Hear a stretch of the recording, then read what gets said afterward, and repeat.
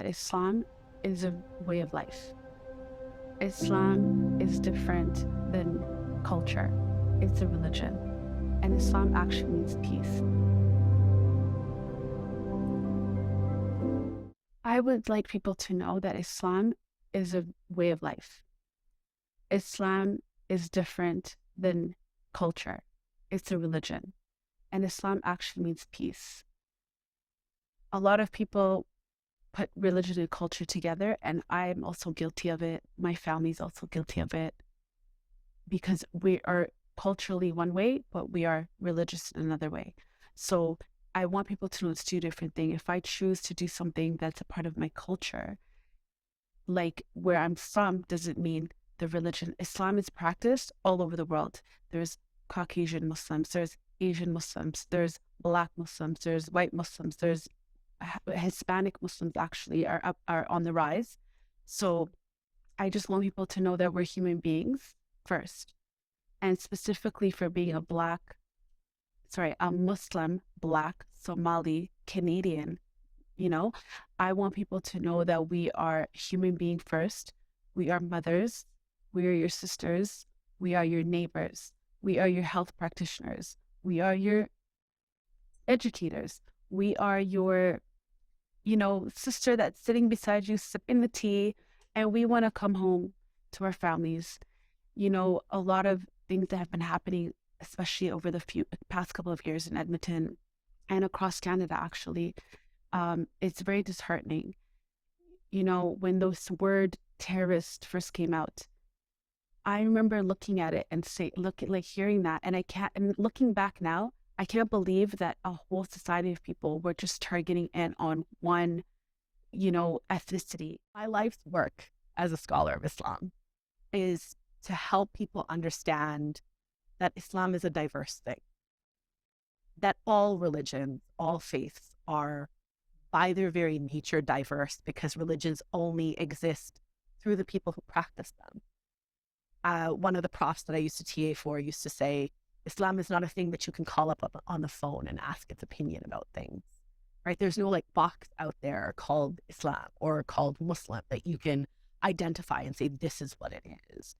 Islam has built diversity into its tradition from the very beginning, and that there was room for that. That not only was there room for that, but it was encouraged. There's a verse of the Quran that says that Allah has made us into nations and tribes so that we might know one another. And it's one of my favorite verses because I really like this idea of, what does it mean to know someone? Do I know someone because I know what their living room looks like, or I know their name, or I know who their parents were? And my argument has always been, we know people when we are empathetic towards them. I know you if I know what makes you laugh and what makes you cry, and what is going to get you out of bed in the morning. Ultimately, that's what it means to know someone. And I think of all of the things that I want people to know about Islam, it's that at the heart of Islam, there is this call to knowing one another in these deep and true ways, and to building community that comes out of that. The rest of that verse says, so we should vie with one another in goodness, right? That if we are going to come together in our differences, and even if there is that little bit of streak of competition that sometimes happens, that competitiveness should be towards goodness. That we don't pretend that as humans, we don't sometimes kind of jostle for space, but that we should be doing that in ways that create a better world. And so, yeah, I think diversity, and I think that call towards bettering ourselves and bettering the world that we live in, that is the Islam that I know and the Islam that I grew up with. And honestly, the Islam that most of people in my life practice. Most of the Muslims that I know are deeply invested in community, in justice, in creating a world that is more caring and more compassionate. I use my career to allow non-Muslims to learn more about Islam. Through my job as a personal trainer, I work with a lot of non-Muslims, and I use that as an opportunity to teach people about Islam, not through my words, just through my actions. As a Muslim woman who's visibly Muslim, you you tend to get questions where people make assumptions about you, and the assumptions are based, it's not really their fault or that they mean this, it's ill meaning, but because of what's on the media, people have this assumption that, like, uh, a Muslim woman, because she wears the hijab, she's oppressed, or she doesn't belong here, or she's not from here. But a lot of Muslim sisters, like, we're just like everyone else, right? Like, we may just dress differently, but we have the same aspirations as everyone else. And, our priorities are really the same. It's usually about family, about, friends and family, and keeping each other safe, Um, I remember that one time when it was very cold and I was getting into an elevator uh, with another person who's not a Muslim, and then she was very friendly. She smiled at me, and I smiled at her, and then she looked at me and she said, "Oh, it's very cold outside. You must not be used to it where you're from." And that's something I want to bring up, because I think it's important that this othering, just, she didn't hear my accent. Obviously, if someone would to hear my accent, they would know that I wasn't born here or I'm not from here. But I just smiled at her. I haven't said a word, but just assumption based on my look that I don't belong here.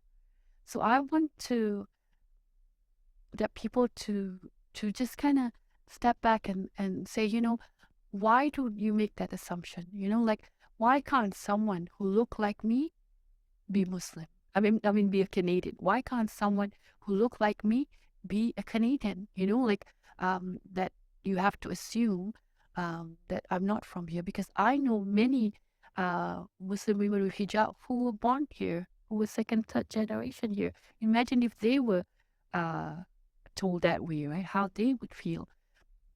So I hope that people realize that we shouldn't make assumptions, and that the more you get to know people, the more you will realize that we are more alike than different. And I remember my youngest, when he was about 6 years old. One time, you know how kids sometimes just come to you and it's like, "Mama, mm, why do you say you're from Singapore? You look just like me, so you're Canadian."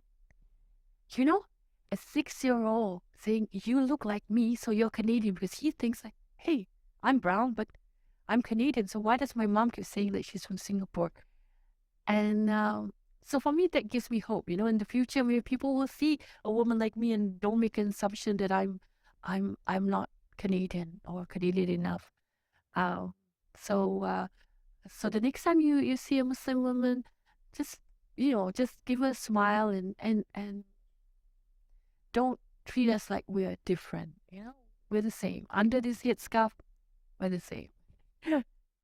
What I would like people to know about Islam is that to be a Muslim, to truly surrender to God and His love and His mercy, it's something that you hold in your heart. When I was at university, I started my spiritual journey after a devastating breakup.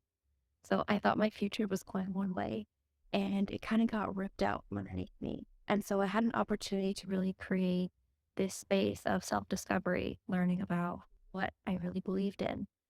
Because I was looking for love. I was looking for unconditional love that I had learned from my mom growing up.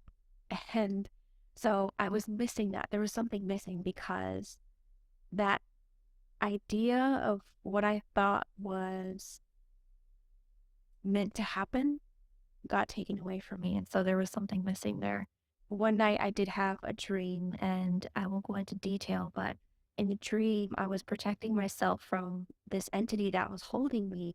And I tried to play the prayer in my sleep, and then she put her arms around my throat and my lungs and just tried to strangle me in my sleep. And I thought I woke my whole house awake. And that was the moment for me, a milestone, where I thought, what is this prayer? Like, what does it even say? And why are these entities so afraid of it? And that's what I needed. That was the one thing that was missing, is like, where is the explanation for the unseen? Where's the protection coming from? And how do I use that in order to protect myself on my own journey? And so I headed into Ramadan of 2018. I had actually, every time we pray, we say our declaration of faith, we say the Shahada. And so that's kind of like the statement that there is no God but one God. And the Prophet ﷺ is the last and final messenger. So we acknowledge all the prophets and accept all of them. And then we also just say that we only worship one God. So you say it during prayer every day, like 10 to 20, 30 times a day.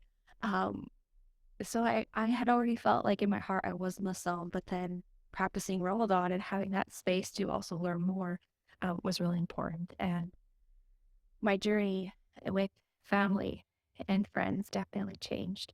So I really want to acknowledge the people that supported me in my journey. Coincidentally, one of the people, their name means call to prayer, which I think is really, really beautiful. So they really helped me with the questions I had.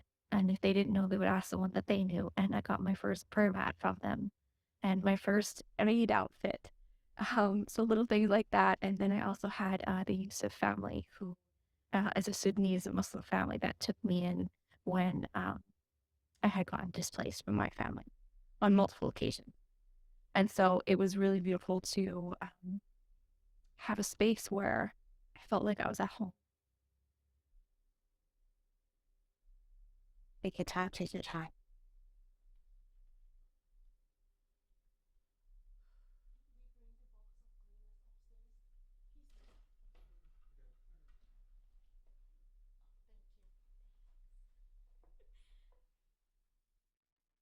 Time, 5 kids. She had twins and she was pregnant with her 6th. She now has 7. So the home is filled with a lot of love, and I was still welcome there. And so it was really beautiful because God gave me this opportunity to not only learn about my faith from a family that is born Muslim, who spoke Arabic, who just had this beautiful culture of like being together and really like all the kids. Like I've never been around that many kids in my life. And I loved it. It was so much like, it was an overwhelming amount of love, even with the situation that I was experiencing. Today, I don't practice Islam because of what it has, how it has affected me as a young girl growing up in a very strict household. Islam shows the beauty of prayer, doing 5 times salat, which is prayer 5 times a day. A practicing Muslim has to do fasting. You have to go at least once in your life to Mecca to do the pilgrimage. So many beautiful things about Islam, but it's not for everyone, and it is a very clean and pure religion, and very respectful. Most of the women wear their hijab. You don't have to. It's what's in your heart. But at the same time, you have to do what's right for yourself. Yeah, I think there's a law. It's really difficult because, we're dealing with years of media that's portrayed us in a very negative light. And it's very hard to counteract that. But I honestly wish people would know that we're just very similar to everyone else. We're just regular people who are trying to make it, who, care about our families. And as much as we may look different or, speak different languages, I feel like our struggle is very much the same, especially when it comes to, being a hijabi wearing Muslim women. I think a lot of people don't understand that. And sometimes that misunderstanding or that not understanding equates to fear. And what I wish people would know is, being a Muslim woman and choosing to wear the hijab, for me, that's what empowers me, and that's my choice. And when we're looking at, what empowers women, I think it's almost paternalistic to assume that one key, so to speak, is going to empower every woman the same, because we're all different. We're not a monolith. And, maybe women feel empowered by not wearing any clothes, and maybe feel empowered by wearing clothes like myself. And I think what I want people to understand is we just want the freedom to be able to do whatever empowers us, whatever that looks like, without, being harassed or without being forced. Whether, a great example of that we're seeing is, for example, France and Quebec who are banning the hijab, where in Iran they're forcing women to wear the hijab. And it's just this idea that women should just be able to choose whatever works for them. And that's really what I want people to know, that, if it is a choice, even if you don't understand it, that you just allow me to be me. My mother taught me to say, La hawla wa la quwwata illa billah. There's no mighty or power except for, the power of Allah, al-ilah, the only one creator that created the universe and mankind, and there's no superiority or inferiority. And Islam came to eradicate that. Unfortunately, now within the Muslim world, people are weaponizing Islam to be harmful and to harm others. My thing to that is, it's given. I feel like throughout human history, we see how science was weaponized to harm Black people in terms of, issues of, experimentation, sterilization within the indigenous people, creating scientific racism in terms of who's inferior, who's superior. Also, people weaponize culture, right? And language. But when you really look at, people weaponize faith, it's not just Islamic faith. They will weaponize various of different faiths, whether you belong to Buddhism, whether you belong to Christianity, whatever you belong to. Sometimes any human being that, does not have a pure intention will use as a means anything that can exploit the human emotion. And that's why from a young age, critical thinking, something that was so important for me. And I feel like there is no empowerment that is greater than the fact that I'm a Muslim woman, because from the beginning I'm taught, if you get married, keep your last name, keep your lineage, keep your inheritance. You can divorce when you want to divorce. Your land that you receive through inheritance belongs to you. You can dispose it however you feel.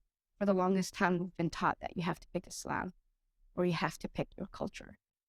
And I think that's the greatest disservice, because within, the Muslim world, there's Islamophobia, Afrophobia, anti-Black racism.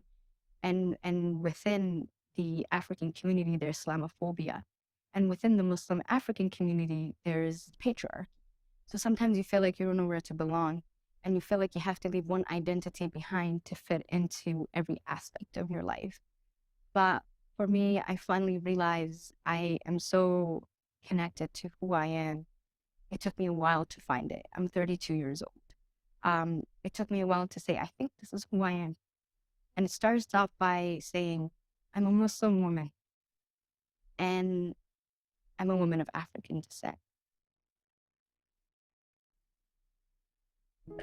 Because I love this country and I want to uphold the rights and freedoms that make Canada what it is, fighting against discrimination, fighting against Islamophobia is not only what it means to be Canadian, but will also help my Muslim brothers and sisters as well.